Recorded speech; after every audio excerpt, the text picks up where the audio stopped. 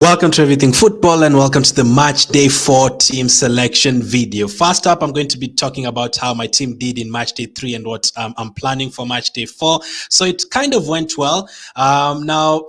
In this match day, I had 65 points, and in terms of overall, it has taken me to 193 points, and I'm currently ranked around 719. Now that is before the update. I'm not expecting to go up. I'm expecting to go down, mostly because my players from Germany didn't really return, and that was very unlucky. Honestly, very very unlucky. Now let's start with Rudiger. Rudiger getting 0 points. He should never have gotten 0 points. He literally had a tap in to score in that game, and you know who had crossed that ball? Kimmich. So that would have been an assist for Kimmich and a Rudiger goal. So if you watch that game, you would have seen that chance. By the way, what a game. That was an incredible game. Up and down stuff. Musiala hit the post like 3 times in that game. One of them could have been a Kimmich assist as well. There's another ball that Kimmich put in for Muller in the first half that he also missed. So Kimmich had like maybe 3 or 4 key passes in that game and maybe like 2-3 tackles. So he was absolutely amazing. Like if Germany was still in the competition, he'd probably be in my team for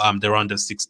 But unfortunately, 20-30 points ended up being 5 points instead. Kimmich didn't get any returns, only 3 points. Musiala got 2, very unlucky, man. And Rudiger got 0. But the rest of the team, Matt Turner had 6 points, kept a clean sheet. I was happy with that. Maguire also kept a clean sheet, another 6 points there. Blind with another clean sheet as well. I mean, in terms of comparing him to Dumfries, I mean, I think they've gotten the same number of points so far. So I'm happy that I went for Blind instead of Dumfries and saved them. That's 0.5. I played my power captain. So currently Foden is my captain. He scored 12 points. So gave me 24 points at the moment. I'm happy with that. Hopefully my other player from Brazil tomorrow can get more points. I'll come to him. De Jong got 9 points. I'm not sure a lot of people had him, but I went for him almost last minute and I'm happy to pay it off. I've talked about Kimmich and Musiala, and then Gakpo also got 6 points, scored the opening goal in that game. Messi got 3 points, obviously missed the penalty, but I didn't really mind because a lot of people have him anyway, so I'm not really going to take that into consideration that much. But yeah, if he scored the penalty, it could have been more points. He also had a couple of shots on target, but a lot of people might have had him as captain. Since I'm playing my power captain, that doesn't really affect me, and I'm pretty sure if I was not playing my power captain, he would have been my captain, so that would have been a killer. But 3 points for him, and then I have Rodrigo playing in the Brazil game on Friday. Is only owned by 0.9%. So if he ends up scoring or assisting or anything like that, maybe even scoring 2 goals, that could see me rising up the ranks once again. As I said, I'm 719th at the moment. But if people had players like Sane, who I didn't have, players like Morata, who's been magnificent at the World Cup so far, Morata, the World Cup top scorer, that is crazy. Maybe some people had Aspilicueta as a defender, something like that. So depending on how many players had strikers and forward players from Japan and Spain and all those guys, Germany scored 4 goals. None of my Germany players returned. Some people had Gnabry and Sane. I would expect to drop to like 2,000 or maybe somewhere between 2,000 and 3,000, maybe somewhere like that. Hopefully it's not that much. If it's like between 1,000 and 2,000, I'd be very happy, but hopefully Rodrigo can help me return to the top 1,000. So that is how my team did in match day 3. Now let's take a look at how I'm planning to approach match day 4.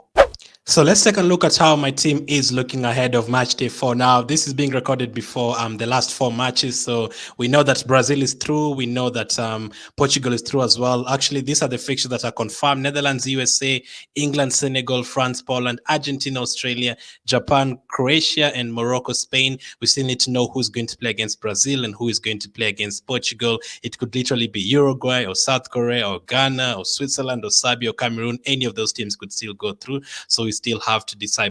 So a couple of rules you need to know ahead of match day 4 is that you're now allowed 4 players from each team. If you prefer, you can easily go for 4 France players, 4 English players, 4 Dutch players, and 3 Brazilian players if you prefer. But the danger with that is being unpredictable World Cup, or an unpredictable World Cup, I should say. You never know. You might go with those players from those teams, and then France and let's say both France and England are eliminated, then you're in a bit of trouble. If you don't have your wild card, you'll lose 8 players and you only have 4 transfers ahead of the quarterfinals. That will be a bit of a mess. So you definitely need to watch out for that. And also, really, you want to have players from at least 6 of the 8 games so that you enjoy it more. You don't really want to have only 3 games to look at in terms of a fantasy aspect, and the other 5 games you don't really have any players to look at. So there's that as well. But for me, this is what I have gone for now. Martinez is my goalkeeper. He will be playing against Australia, hoping for a clean sheet there. Some people will go for a double up in terms of defense. I wouldn't mind that. So if you want the players like Otamendi, if you prefer, Lisandro Martinez could be back for this one. So if you prefer any of those ones, defensively, Theo Hernandez will definitely be there. He's definitely going to play at left back, being that his brother is no longer there. And he also got trusted in match day 3. So Lucas Hernandez is out, and Theo Hernandez is definitely going to start. So for sure, the way he goes forward, the way he crosses the ball, fantastic. And then Luke Shaw, I've gone for him because it's slightly cheaper, but that could end up being Maguire because I still have like 1.5 million in the bank, so that could easily end up being Maguire. I'll let you know when I do the tip show. Daley Blind has remained in my team. I've thought about going to Dumfries because I can afford it, but Daley Blind has done the job for me. I don't mind having him there, and Dumfries has not really returned any attacking points so far, so I'm happy to keep Blind. And Sosa, that is what I was waiting for. I was waiting for Croatia to go through so that Sosa could be in my team because it's cheap. So let's see how it does. 3.5 million. And then Rabiot is in midfield at 6.5 million. He will be playing against Poland again, that everyone is expecting them to win. And then De Jong is also in my team, Netherlands. He got me those 9 points in match day 3, so I'm not going to drop him. And I'm expecting them to beat USA, although you never know. USA can easily beat Netherlands. I'm actually seeing like 30-40% of people predicting USA to win that game. De Paul is somewhere in my team as well, 5 million, but depending on how those other games go, and also because I'm scared of not going for Brazilian players and Portuguese players, depending on which opponents they'll get, that could end up being upgraded to someone else. But 5 million for De Paul up against Australia, I don't think it's bad. Bellingham is also there at 7.5 million. Just because he's the one who's guaranteed to start recently. Now that Foden has played well, Rashford has played well, you just never know. Saka could be left on the bench. Grealish might end up starting. You just never know who's going to start. Sterling is a bit expensive as well in Zaford anyway. Messi at 10.5 million, definitely going to be in my team. I didn't include him in the wildcard draft, but I mean, that game against Australia, I looked at it again. I was like, this guy's going to definitely do the thing once again. Even if he misses a couple of penalties here and there, will definitely get shots on target and all that. And he takes free kicks as well. You'd still expect him to take penalties as well. So Messi is there. And then Kylian Mbappe as well. You'd be crazy. You'd be very brave to go without Kylian Mbappe against Poland. Poland were awful against Argentina. And if they play the same way, that will be 3-0, 4-0 to France. So that is how the starting lineup is looking like. In terms of the bench, Matt Turner of USA did well for me as well in match day 3, so I'm going to keep him. Sandro is there as well from Brazil. That could be any defender if you prefer. It could be Thiago Silva. It could be Marquinhos if you prefer. Olmo is also there at 8 million. Spain are going to play Morocco.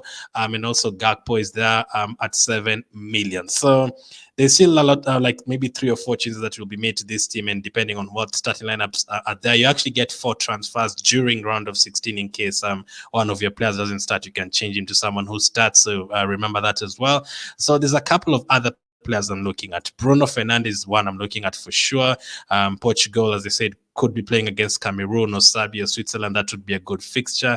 Marquinhos could end up replacing Sandro as well. As I said, Maguire could end up being in this team. Should I double up on the England defense against Senegal? Should I go for a Senegalese player, maybe a defender, and hope for a 0-0 in that one?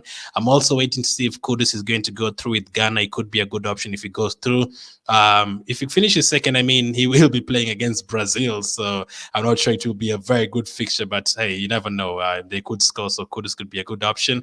I'm also looking at players like Rashford. Could they start? And also the main one is going without a Brazil attacker. Will you be doing that? I'll put a poll later on, but Gakpo and Richarlison, who would you choose? Because that will be a huge difference. You don't really want to go for Gakpo and then Richarlison scores 20 points, so you go for Richarlison and then Gakpo scores a hat-trick in the first game and then Richarlison blanks, so doesn't even start. So that is a couple that the things I'm looking at as of now. So let me know, how is your team looking? Who do you expect to go through in the last games between the likes of Uruguay and the likes of Serbia? That is how my team is looking. Hopefully I get a good rank at the end of the round of 16. There will be a couple of more videos before it starts. That will be the tip show and also the deadline stream as always. Thank you for watching, and I'll catch up with you on the next one.